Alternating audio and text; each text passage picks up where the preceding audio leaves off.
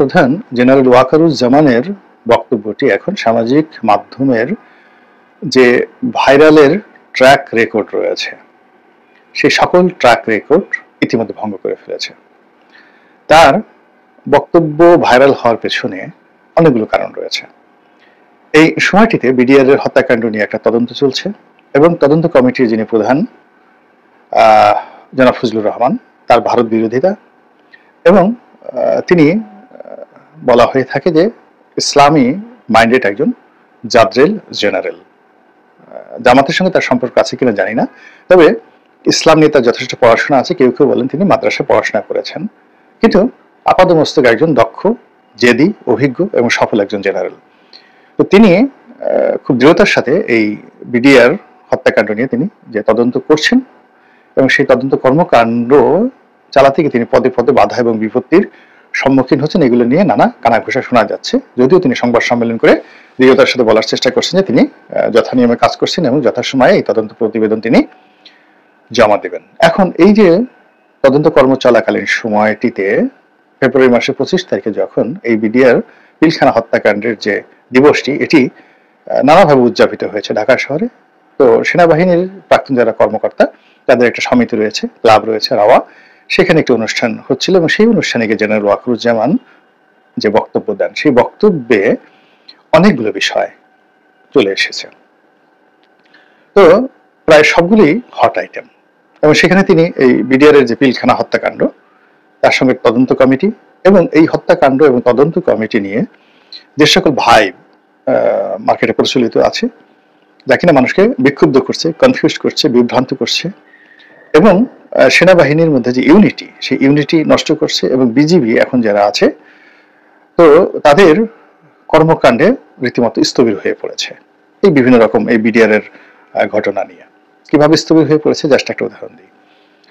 আমার বাসার তো আসলে বিডিআর এর লেকের পাড়ে, পুরো ঘটনাটা সেদিন যা কিছু ঘটেছে আমি তো নিজের চোখে আমার দেখা, আগে পিছে সবসময়। বিডিআর এর যেটা লেক আছে পিলখানাতে, সেই লেকের তীরে নাইম রোডের শেষ বাড়িটা আমার বাড়ি। তো সেখানে থেকে আমি যে দৃশ্য দেখেছি ঢাকা শহরে ওই দৃশ্য কেউ দেখেনি। 2 নম্বর হলো ওই বিডিআরে আমি ভিতরে আমার ফুপা চাকরি করতেন, আমি যখন ঢাকা কলেজে পড়ি ওই বিডিআরে আমি ছিলাম অনেকদিন, বছর 2 ছিলাম।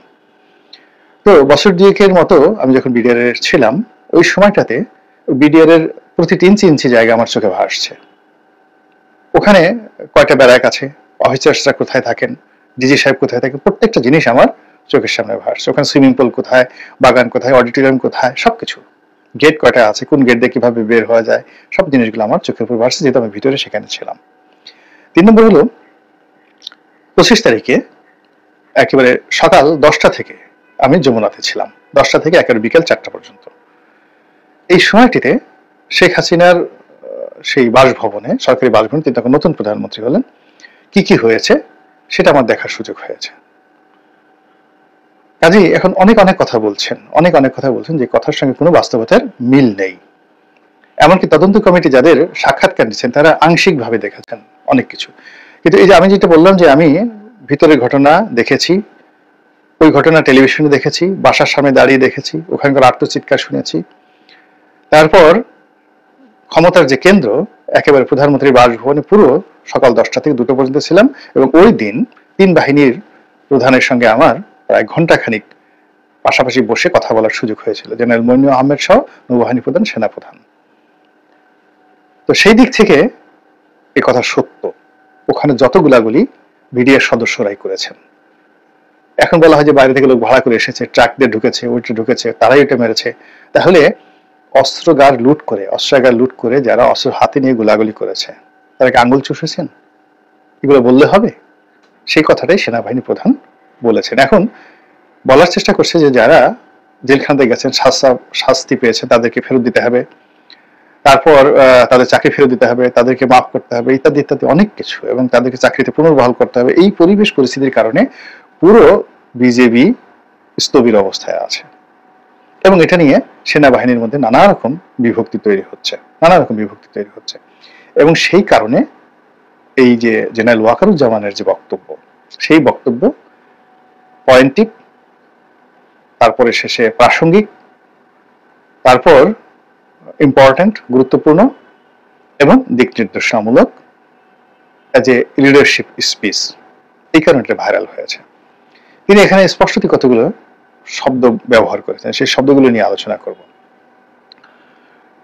তিনি এই বিডিআরের হত্যাকাণ্ডের সঙ্গে সঙ্গে ডক্টর মোহাম্মদ ইউনূসের মনোভাব, তার কর্মকাণ্ড, তারপর সরকারের কর্মকাণ্ড, রাজনৈতিক দলগুলোর কর্মকাণ্ড, বাইরে যে মব হচ্ছে, আইনশৃঙ্খলার যে অবনতি, পুলিশের সঙ্গে সেনাবাহিনীর যে মনস্তাত্ত্বিক দূরত্ব, টোটাল প্রশাসন ব্যবস্থা যেভাবে ভেঙে পড়েছে, সেই প্রশাসন ব্যবস্থার মধ্যে সব যেখানে ভেঙে পড়েছে, সেখানে সেনাবাহিনীর চেইন অফ কমান্ড ঠিক রাখার জন্য তাকে কি পরিশ্রম করতে হচ্ছে এবং কি রকম বেদনা তাকে তাকে ভোগ করতে হচ্ছে, তা তিনি তার এই বক্তব্যের মাধ্যমে পরতে পরতে ফুটিয়ে তুলেছেন বললেই এটি সামাজিক মাধ্যমের যে সার্চ ইঞ্জিন রয়েছে বা এগুলোকে ম্যাটেরিয়ালাইজ করার জন্য বা এগুলোকে ইভ্যালুয়েট করার জন্য যে সকল এআই টেকনোলজি রয়েছে, সেখানে ওনার এই বক্তব্যটি ভাইরাল। এখন ভাইরাল সংখ্যার দিকের কারণে ভাইরাল নয়, সমাজের যত গুরুত্বপূর্ণ জায়গাগুলো রয়েছে, যত জ্ঞানী গুণী ব্যক্তি রয়েছে, তারা এটা দেখছেন, কথা বলছেন, ভিডিও বানাচ্ছেন, আলোচনা করছেন,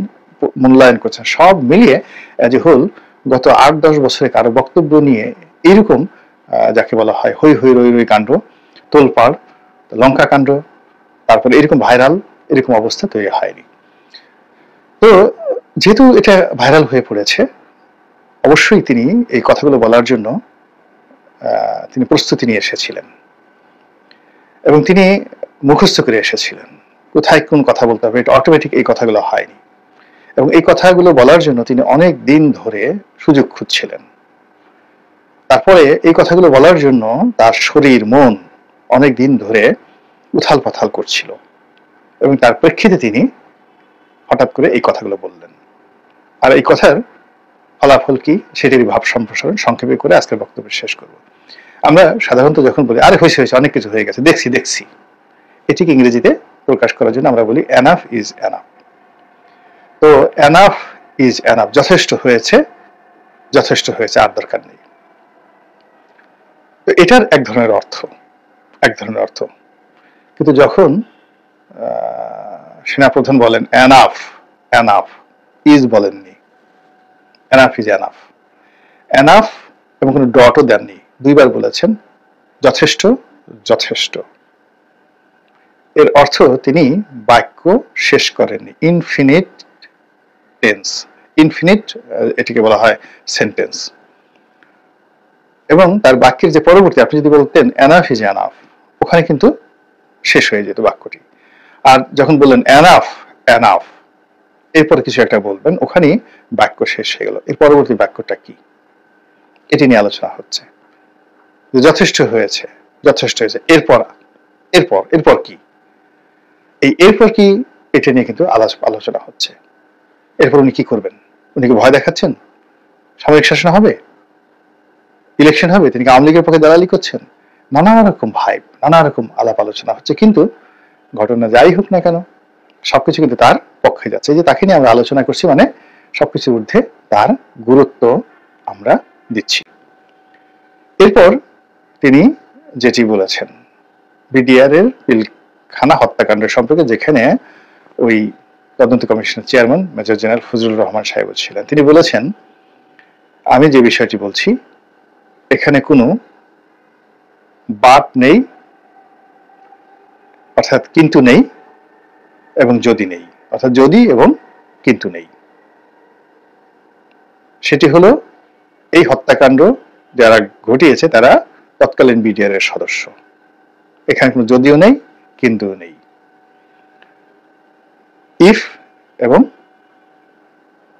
যাকে বলা হয় তো এই যে বাট, এই দুটো শব্দ এখানে নেই, পারফেক্ট, একদম প্রেজেন্ট পারফেক্ট টেন্স এরাই করেছে, এই কথা উনি বলেছেন। সেকেন্ড থিং হলো এরপর আর আগানোর দরকার নেই, অর্থাৎ এই যে তারা হত্যাকাণ্ড ঘটিয়েছে তারপর তাদের বিচার হয়েছে, তারা সাজা প্রাপ্ত হয়েছে, দ্যাটস অল। এই জায়গাতে ডট বসিয়ে দেন, ফুলস্টপ বসিয়ে দেন, দাড়ি দিয়ে দেন, এর সামনে আর এই বাক্য এগোবে না, এরপর থেকে নতুন ইতিহাস, নতুন ঘটনা তৈরি হবে। তো এইরকম যে পয়েন্টিভ কথা, এই কথাগুলো ইতিপূর্বে আমাদের বাংলাদেশে কোনো রাজনৈতিক ব্যক্তি, কোনো সেনাপ্রধান, কোনো জেনারেল কেউ বলতে পারেননি, কোনো অরাটর, কোনো বুদ্ধিজীবী বলতে পারেননি। তার এই যে খুব অল্প সময় যে এখানে কোনো যদি নেই কিন্তু নেই, জাস্ট ফুল স্টপ, এখানে একটা ফুল স্টপ বসিয়ে দেন। এই কথার যে গুরুত্ব এবং এই কথার যে ওজন এবং এই কথার যে রিদম এবং এই কথার যে লাউডনেস, আপনি তার পক্ষে বলেন বিপক্ষে বলেন, সবকিছু স্পষ্ট। এখানে তার কথা মানতে হবে অথবা তার সঙ্গে আপনাকে ফাইট করতে হবে, তার বিরোধিতা করতে হবে অথবা তার বন্ধু হতে হবে। তিনি যেভাবে এখানে মেসেজ দিয়েছেন এর মাঝামাঝি আর কোনো কিছু নেই। আর এই কথাটা তার একক কথা নয়, এটি তার অফিসের কথা, এটি তার বাহিনীর কথা, এটি তার অ্যাসোসিয়েশনের কথা। এবং এই কথা তিনি বলেছেন আবার কোথায় এসে? রাওয়াতে এসে, মানে অবসরপ্রাপ্ত যারা সামরিক কর্মকর্তা তাদের অ্যাসোসিয়েশনে। ইট মিনস অবসরপ্রাপ্ত সামরিক কর্মকর্তারাও তাকে দিয়ে এই কথাটা বলিয়েছেন বা তার এই কথার প্রতি তারা সমর্থন জানিয়েছেন। এবং ওখানে রাওয়ার প্রেসিডেন্ট ছিলেন কর্নেল হক। কাজেই যে রাজনীতির যে হিসাব নিকাশ বা এই মুহূর্তে যা কিছু চলছে পানি ঘোলা করার জন্য, অনেক নিয়োগ, অনেক বদলি, অনেক কমিশন, অনেক অ্যামেন্ডমেন্ট, এটা ছুঁড়ে ফেলে দেবো, ওটা নেব, এটা করবো, ওটা করবো, সব মিলিয়ে পানি ঘোলা করার জন্য যা কিছু করা হচ্ছে সেইগুলোর মধ্যে বিডিআর এর যে ঘটনা, পিলখানার যে ঘটনা, সেই ঘটনাটাকে প্রিয়াম্বল করে জনাব ওয়াকারুজ্জামান এখানে যদি কিন্তু বন্ধ করতে বললেন এবং এনাফ এনাফ বলে তিনি পরবর্তী বাক্য উজ্জ্বল রাখলেন। আর যতটুক করেছেন, যে যেখানে যতটুক করেছেন ওই জায়গাতে স্টপ করতে বললেন। জাস্ট ইটস এ কমান্ড, এটা নির্দেশনা, এটা হুকুম, এটা অর্ডার, ওখানে ফুল স্টপ দিয়ে দেন। তারপর তিনি বলছেন যে আমি সতর্ক করলাম, পরে আবার বলতে পারবেন না যে আমাকে সতর্ক করা হয়নি বা আমাদেরকে বলেননি এই কথা। ইট মিনস তিনি এই কথা কাদেরকে বলেছেন? জনগণকে বলেছেন? নো, তিনি জনগণকে বলেননি। এই কথাগুলো বলেছেন তার সাবেক এবং বর্তমান সহকর্মীদেরকে, অর্থাৎ সেনা কর্মকর্তাদেরকে, যে এই যে বাংলাদেশে যা কিছু হচ্ছে এই বিষয়গুলো নিয়ে আমি আপনাদেরকে সতর্ক করছি। আমজনতার জন্য এটা কথা না, এই কথাটা কেবলই মাত্র মিলিটারি পার্সোনালের মতো। কেননা তিনি যদি এটা কঠোর সিদ্ধান্ত নেন, সেই কঠোর সিদ্ধান্ত নেয়ার ক্ষেত্রে তাকে যারা সবচেয়ে বেশি সহযোগিতা করবেন, সাহায্য করবেন, তারা হলো তার সাবেক এবং বর্তমান সহকর্মীরা। আর তাকে সবচেয়ে বিপদগ্রস্ত করতে পারেন, ক্ষমতাচ্যুত করতে পারেন তার বর্তমান এবং সাবেক সহকর্মীরা।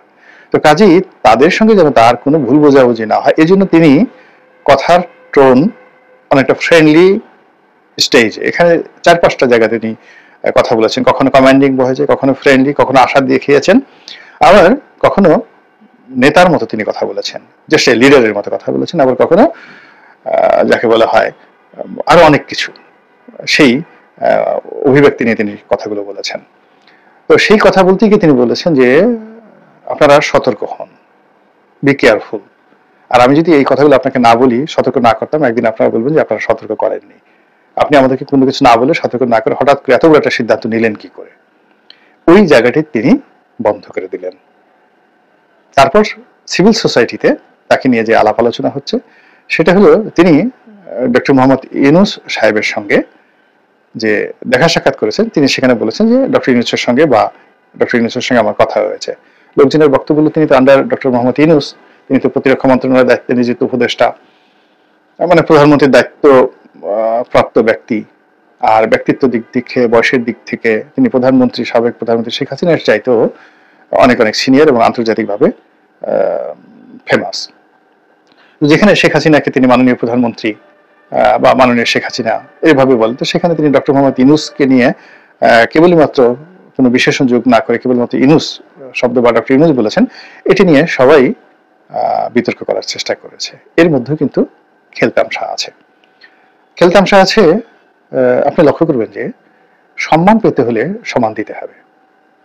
এখন ডক্টর মোহাম্মদ ইউনূসের সঙ্গে ওয়াকারুজ্জামান সাহেবের একটা মনস্তাত্ত্বিক দূরত্ব তৈরি হয়ে গেছে অনেক আগে, এটা আমরা সবাই জানি। যখন তিনি 18 মাসের মধ্যে নির্বাচন হতে পারে এরকম একটি বক্তব্য দিলেন, তখন কিন্তু ডক্টর মোহাম্মদ ইউনূসের অফিস থেকে হই হই রই রই করে সবাই তাকে একেবারে রীতিমতো অপদস্থ করে ফেলল।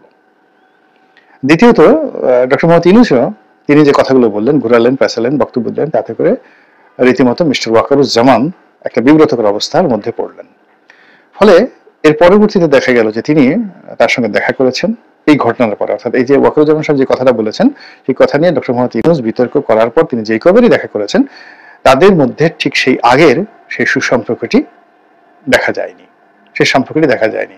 অথচ প্রথম যখন তিনি তাকে রিসিভ করেছেন, তারপর তার সঙ্গে তার যত ছবিগুলো, এই তার যে 18 মাসের মধ্যে নির্বাচন হতে পারে বা হবে, হওয়া উচিত, এই বক্তব্যের আগে যে ছবিগুলো আপনি সেগুলো দেখেন যে তিনি সর্বোচ্চ চেষ্টা করেছেন তার সঙ্গে একটি সৌহার্দ্যপূর্ণ সম্পর্ক স্থাপন করার জন্য, কিন্তু পরবর্তীতে সেটা আর হয়নি। তার টুপির দিকে তাকালে, তার মাথার দিকে তাকালে, তার বসার দিকে তাকালে কিন্তু এটা বুঝতে পারা যায়। তো যাই হোক, এটা কেন হলো? এর কারণ হলো ডক্টর মোহাম্মদ ইউনূসও কিন্তু যে রাষ্ট্রীয় প্রোটোকল, সেই প্রোটোকলে রাষ্ট্রপতি তার কাছে যে সম্মান পাবে সে সম্মানটা তিনি দেননি, এবং যতটা সম্ভব তার অফিস থেকে রাষ্ট্রপতিকে অর্থাৎ বঙ্গভবনকে যতটা অসম্মান করা যায় ততটা করা হয়েছে। নর্মাল প্রোটোকল হলো যখন রাষ্ট্রপতি মানে প্রধান উপদেষ্টা বা প্রধানমন্ত্রী দেশে বাইরে যাবেন, তিনি এসে কি করলেন, কার সাথে বৈঠক করলেন, সবকিছু করলেন, এটা রাষ্ট্রপতির সঙ্গে দেখা করে তিনি সবকিছু বর্ণনা করবেন। গত কয়েক মাসে ডক্টর মোহাম্মদ ইউনূস তিনি রাষ্ট্রপতির সঙ্গে দেখা করেছেন বিদেশ থেকে এসে, তারপরে সবকিছু বর্ণনা করেছেন, কোনো সিঙ্গেল উদাহরণ আছে? তো তিনি যদি তার ঊর্ধ্বতনকে সম্মান করতে না পারেন, যার কাছে তিনি শপথ নিয়েছেন এবং যিনি তাকে পদচ্যুত করার ক্ষমতা রাখেন, সেনাপ্রধানকে তিনি পদচ্যুত করতে পারবেন না, রাষ্ট্রপতি লাগবে, ডক্টর মোহাম্মদ ইউনূস পারবে না, কিন্তু ডক্টর মোহাম্মদ ইউনূসকে রাষ্ট্রপতি পদচ্যুত করতে পারেন, এবং এখানে সেনাপ্রধান এবং রাষ্ট্রপতি যদি এক হয়ে যায় এটা ওয়ান টুর বিষয়। তো সেই রাষ্ট্রপতিকে যদি তিনি স্বাভাবিক ভদ্রতাটুকু বা তিনি যেটা প্রাপ্য রাষ্ট্রীয় প্রোটোকলে, যতক্ষণ তিনি ওই চেয়ারে আছেন, আপনি যতই নিন্দা করেন না কেন, শেখ হাসিনা তো তাকে দুই চোখে দেখতে পারতেন না, মানে শেখ হাসিনার সঙ্গে তার রীতিমতো জনাব শাহাবুদ্দিন চুপ্পুর ডাকুমের সম্পর্ক হয়ে গেছিল, তিনি দুই চোখে দেখতে পারতেন না। তারপর তো শেখ হাসিনা বিদেশ থেকে এসে তার সঙ্গে দেখা করতেন, এবং মানে প্রধানমন্ত্রী শেখ হাসিনা যিনি তাকে নিয়োগ দিয়েছেন, তো শেখ হাসিনা নিয়োগ দিয়েছেন রাষ্ট্রপতিকে, তিনি গিয়ে তার সঙ্গে প্রোটোকল মেনটেন করেছেন, এবং শেষের দিনও তিনি তার সাথে দেখা করে যাওয়ার চেষ্টা করেছিলেন, কিন্তু কোনো সুযোগ ছিল না। তিনি গাড়িতে করে মানে বঙ্গভবনে যাবেন, তার সাথে দেখা করবেন, কিন্তু পুরো রাস্তা দখলে ছিল এবং সেনাবাহিনী তাকে সে নিরাপত্তা দিতে পারেনি, ফলে তিনি যেতে পারেননি। আর যখন তিনি সেই হেলিকপ্টারে উঠলেন, তখন আবার সেই হেলিকপ্টারে করে যাওয়ার মতো তার সময় ছিল না, কিন্তু যদি তার সময় থাকতো শেখ হাসিনা কিন্তু এই কার্টিসিটা দেখিয়ে যেতেন, এবং সেই কার্টিসিটা ডক্টর মোহাম্মদ ইউনূস দেখাননি। দ্বিতীয়ত এইবার যে 21শে ফেব্রুয়ারির যে ঘটনা ঘটেছে, এর দেখলে তো আপনার মাথা খারাপ হয়ে যেত, যেটা শহীদ মিনারে ঘটেছে। প্রথমে রাষ্ট্রপতি ফুল দিলেন, এরপরে প্রায় 20-25 মিনিট সেখানে কোনো লোকজন নেই, এরপরে মানে যারা উপস্থিত তারা তো অনেকে ভয় পেয়ে গেলেন যে দেশে কু হয়ে গেল কিনা, রাষ্ট্রপতির পরে তো প্রধান উপদেষ্টা দিবেন।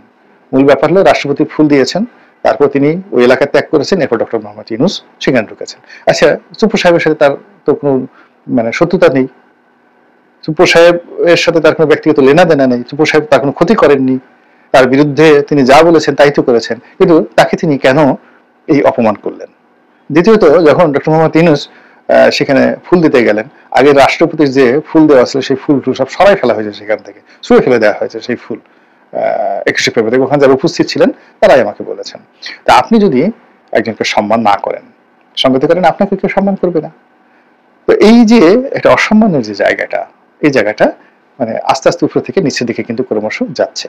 তো ওই বিষয়গুলো মোটামুটি সেনাপ্রধানের যে ভাষণ, সেই ভাষণে কিন্তু আমরা সেটার একটা ইন্ডিকেশন পেয়ে যাই।